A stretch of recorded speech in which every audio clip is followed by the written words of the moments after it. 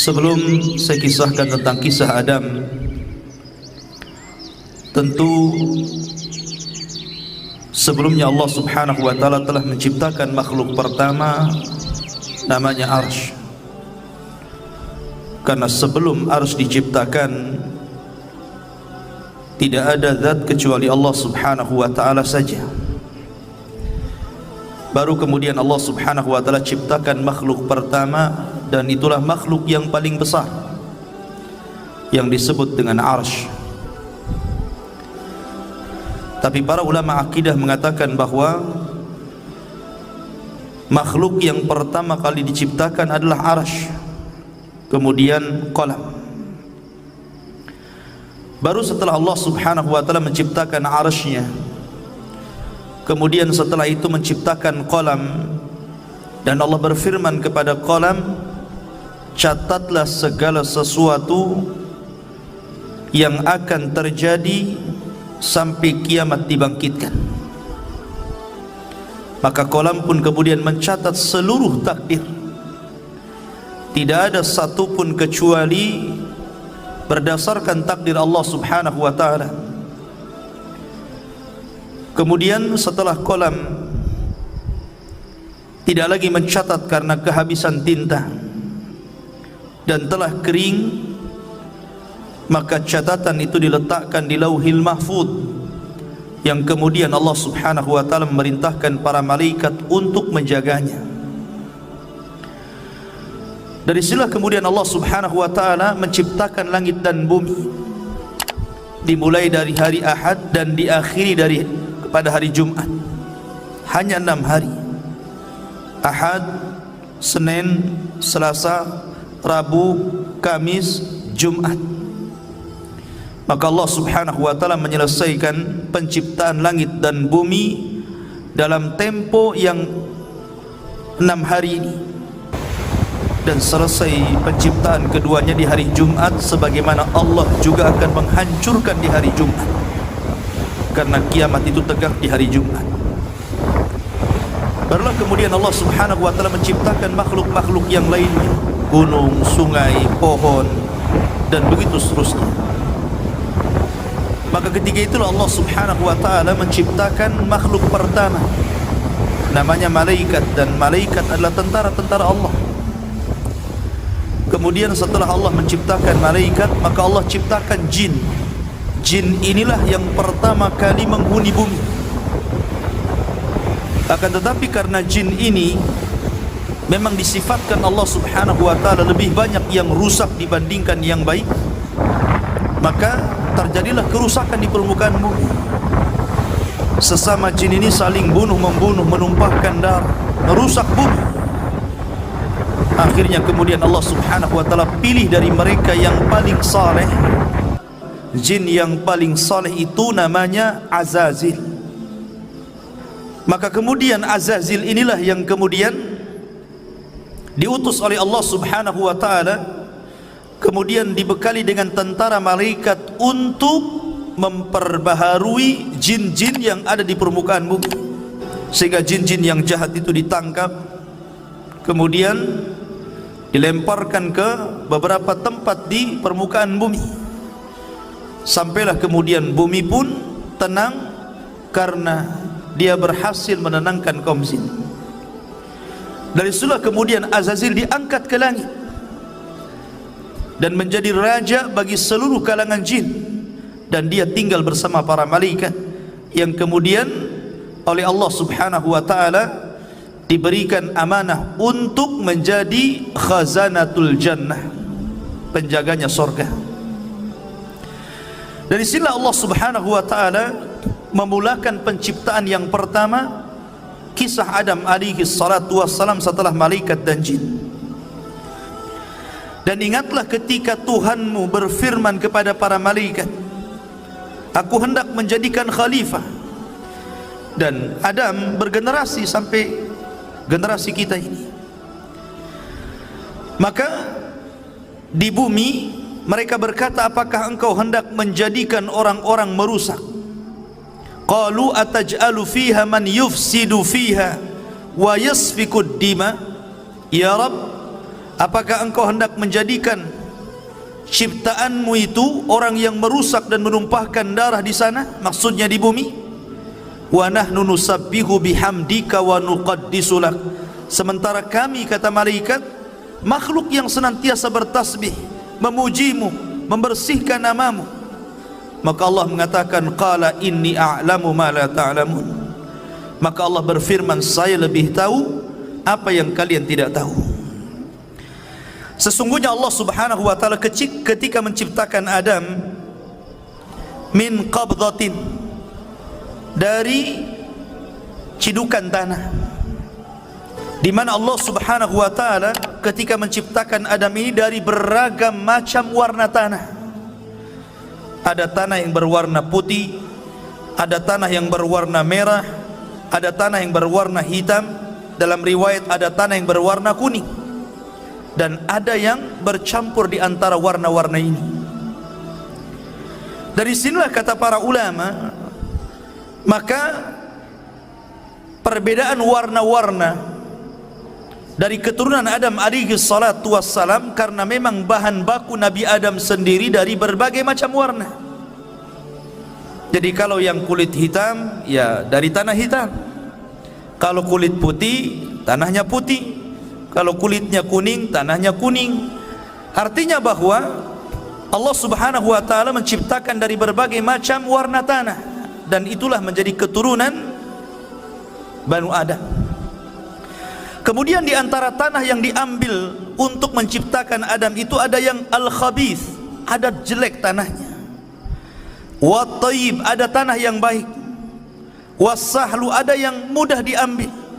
Wal haznu, ada yang susah. Dan ada yang bercampur semuanya.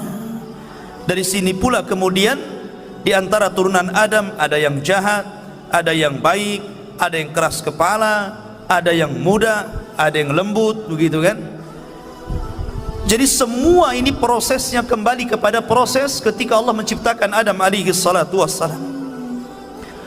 Di antara kisah pengambilan tanah itu, Allah Subhanahu wa taala pertama kali mengutus malaikat Jibril. Jadi Allah itu utus malaikat Jibril untuk mengambil tanah yang ada di bumi.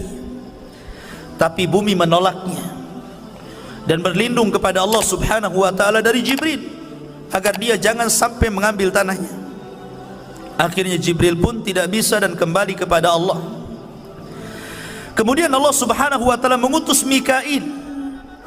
Sama bumi pun berlindung kepada Allah dari Mikail dan tidak diizinkan untuk mengambil tanahnya. Akhirnya Allah Subhanahu wa taala mengutus malakul maut, malaikat kematian. Ketika kemudian bumi berlindung kepada Allah Subhanahu wa taala, maka malaikat maut pun mengatakan, wa ana a'udzu billahi an arji.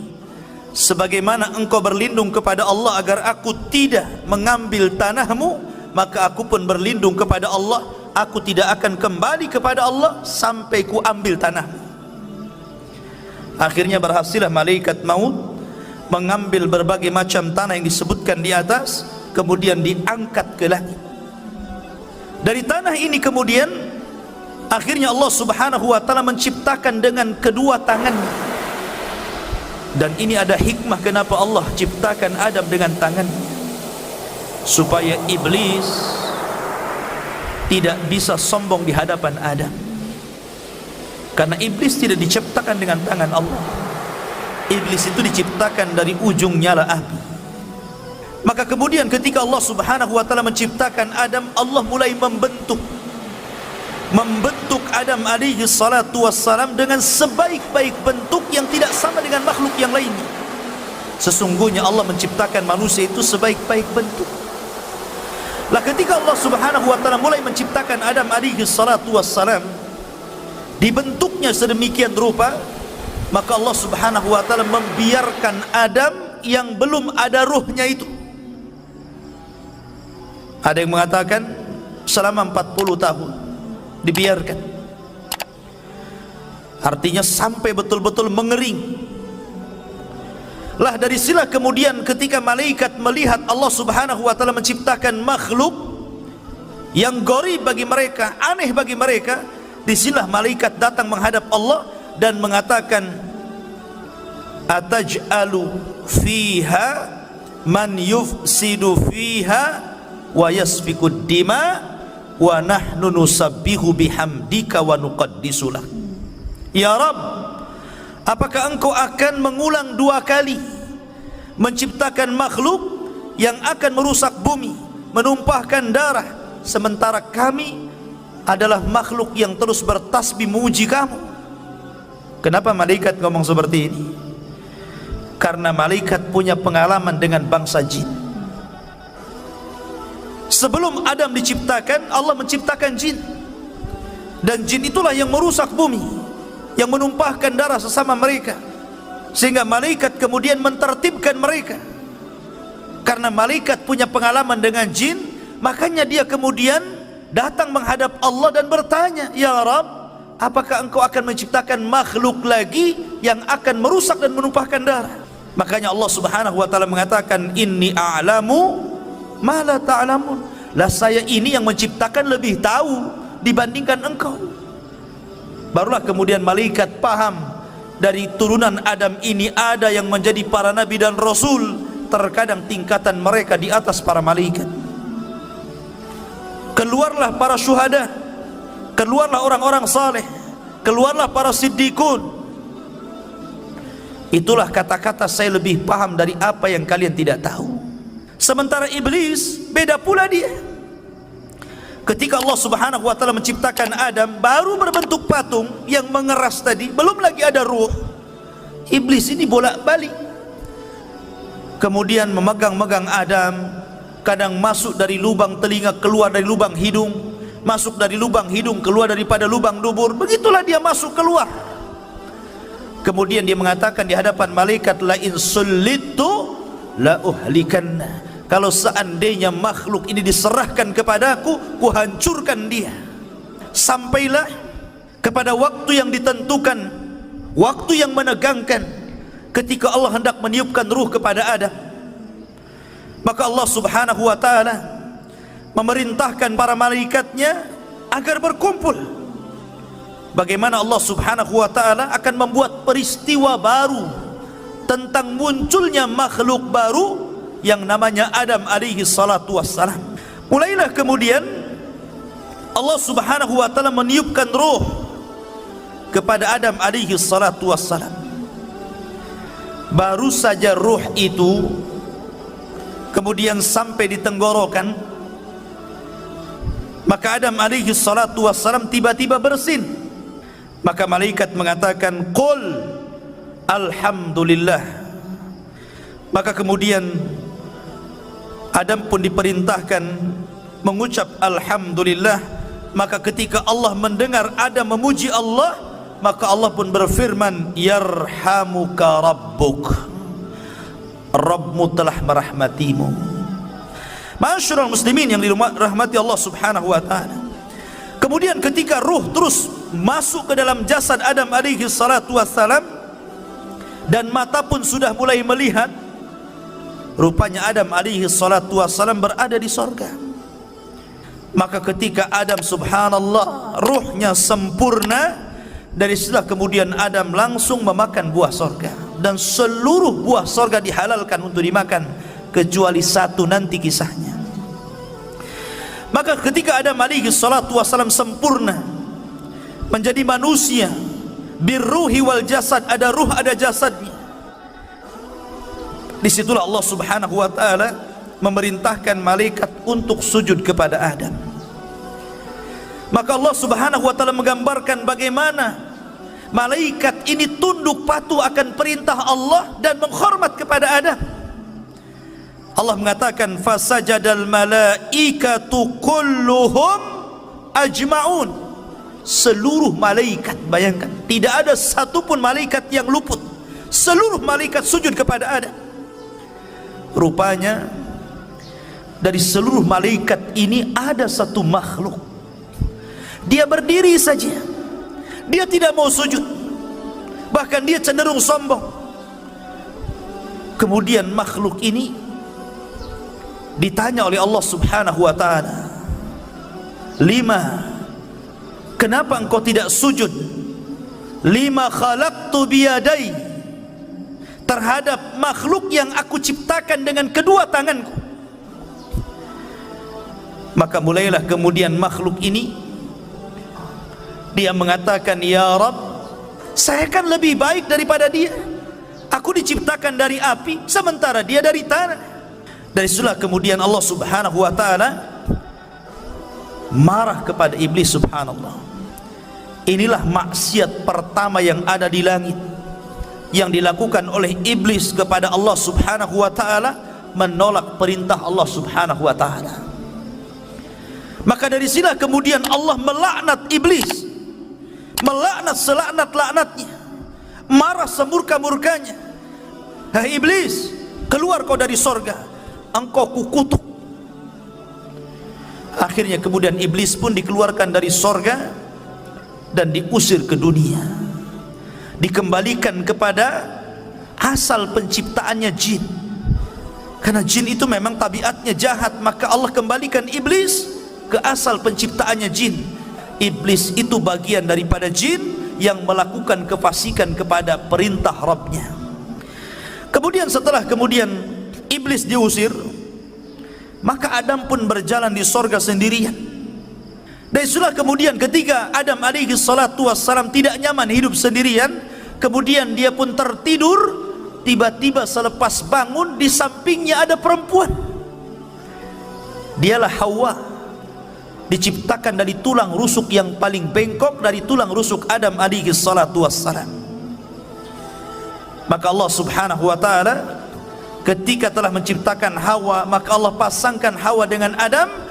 Ketika itu Allah berfirman, uskun anta wa zaujukal jannah, masuklah wahai Adam, ajak istrimu ke dalam sorga, hiduplah di situ, makanlah sesukamu, tetapi wala taqraba hadhihi syajara, yang penting kau jangan dekat-dekat pohon ini saja.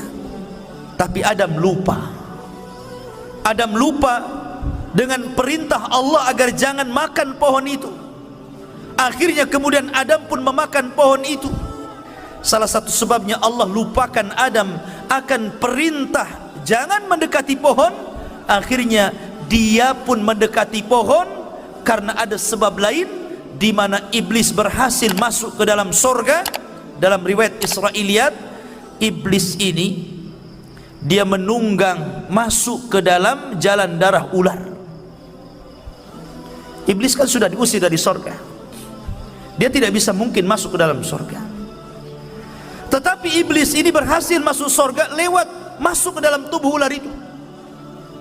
Apakah Allah tidak tahu? Allah tahu, nggak mungkin Allah nggak tahu. Tapi kenapa Allah biarkan iblis masuk ke dalam sorga? Sekali lagi karena ada hikmah di sini. Ada hikmah yang Allah Subhanahu wa ta'ala kehendaki. Maka iblis pun berhasil masuk ke dalam sorga. Maka kemudian dia pun menjelma sebagai manusia, karena memang iblis itu bisa tasyakul, jin itu bisa berbentuk siapapun sesuai kehendaknya. Dia bisa berbentuk manusia, sama dengan malaikat bisa tasyakul. Maka kemudian dia datang kepada Adam seolah-olah penasehat, seolah-olah orang baik, dan mengatakan, wahai Adam, kenapa Allah Subhanahu wa ta'ala melarang tidak boleh mendekati pohon ini kecuali karena ada dua perkara. Antakuna malakaini au takuna minal khalidin. Boleh jadi kalau engkau memakan buah larangan ini, kalian berdua akan Allah jadikan malaikat, atau Allah akan kekalkan di sorga. Allah tidak mau engkau kekal di sini. Akhirnya mulai goyang Adam. Ketika iblis tidak sanggup mempengaruhi Adam alaihi salatu wassalam, akhirnya dia pengaruhi lewat istrinya. Kemudian juga Al-Imam Ibnu Katsir rahimahullahu ta'ala dalam kitab Bidayah wa Nihayah menjelaskan bahwa Adam ini memiliki perawakan yang tinggi, sittuna dhira'an, memiliki 60 hasta. Satu hasta itu setengah meter, berarti 60 hasta berarti 30 meter. Itu tingginya Nabi Adam. Kemudian lebarnya 7 hasta, berarti lebarnya itu 3,5 meter, tingginya 30 meter, dan memiliki usia yang panjang. Ketika Allah subhanahu wa ta'ala kemudian takdirkan bahwa Adam alaihi salatu wassalam memakan buah larangan, akhirnya kemudian Adam pun diusir oleh Allah dari sorga. Qulnah bitu minha jami'an, kami katakan keluar kalian semua, hei Adam, hei Hawa, keluar kalian dari sorga. Maka di sini 3 makhluk diusir, iblis, Adam, dan juga Hawa. Mereka berjumpa di bumi. Ada yang mengatakan Adam diturunkan di India, sementara Hawa itu diturunkan di Mekah. Kemudian berjumpa di bukit Jabal Rahmah. Ada yang mengatakan Adam juga meninggal di India, ada yang mengatakan di Mekah, ada yang mengatakan di Syam, Allahu a'lam. Ya. Yang jelas kita tidak menetapkan yang tidak ditetapkan, hanya menukil beberapa kisah Israiliyat. Artinya bahwa Adam alaihi salatu wassalam kemudian diturunkan ke bumi. Maka akhirnya kemudian Adam alaihi salatu wassalam ketika sampai di bumi, Adam menangis, menangis sejadi-jadinya.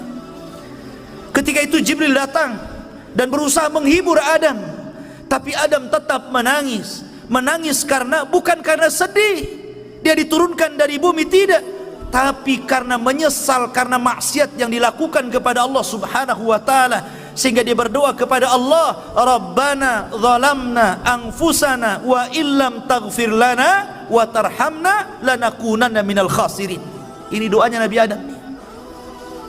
Tapi lihat iblis, ketika diusir dari sorga, bukannya minta maaf, bukannya minta ampun kepada Allah, malah minta yang lain pula.